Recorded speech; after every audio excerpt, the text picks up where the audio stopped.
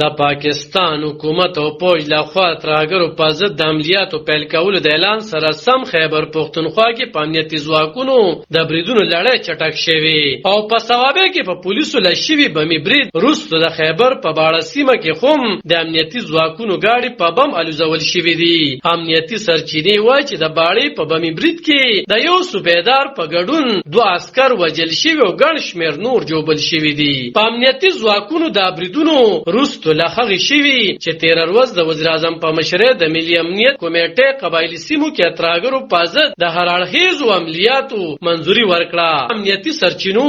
میډیا ته ویل چې نن د خالی پرواز د باړې تحصیل په ملک دین خیل سیمه کې د امنیتي ځواکونو یو گاډي په بم الوزول شوی دی. سرچینې وایي چې د امنیتي ځواکونو قافله په سړک تیریدله چې دغه تپرې د وړاندې نه خودل شوی بم چودل دي. سرچینو میډیا ته ومنله چې په دې پیښه کې یو صوبیدار او یو بل عسكر وجل شوی او ګڼ شمېر نور عسكر جوبل شوی چې د علاج لپاره هسپتال ته رسول شوی دي. په سمدستي توګه د دې پیښې ذمہواري چا قبول کړې ده نو سرچینې وایي چې له پیښې وروسته په ګڼ شمېر کې امنیتي ځواکونه د پیښې سیمې ته رسیدلي او سیمه یې په ګیره کې اغستې ده. تر اوسه د پاکستان د پوج ویان د ادارې ISPR یا سیمایي چارواکو د دې برید په اړه په رسمي توګه څه نه دي ویلي. 13 ورځ د پاکستان د وزیر اعظم ښاغلی شهباز شریف په مشرۍ د ملي امنیت د کمیټې تر سره شوې غونډه کې په قبایلی ضلعو کې ترهګرو په ضد د ګڼ اړخیز عملیاتو منځوري ورکړل شوې وه چې په همغه ماښام ثوابه کې د پولیسو په یو ګاډي د لاسي بم برید شوی و چې پکې یو پولیس تاڼېدار وژل شوی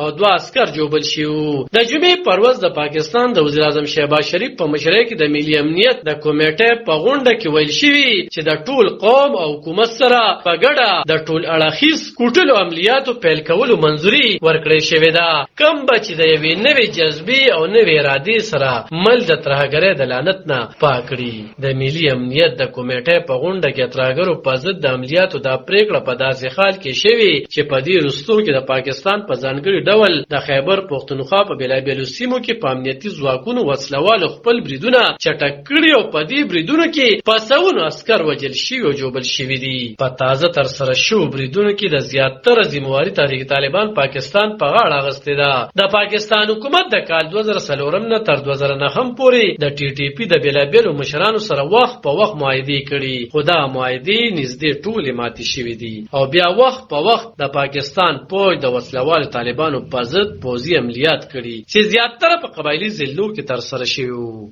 عالم خان شیرپور دلبر نیوز 400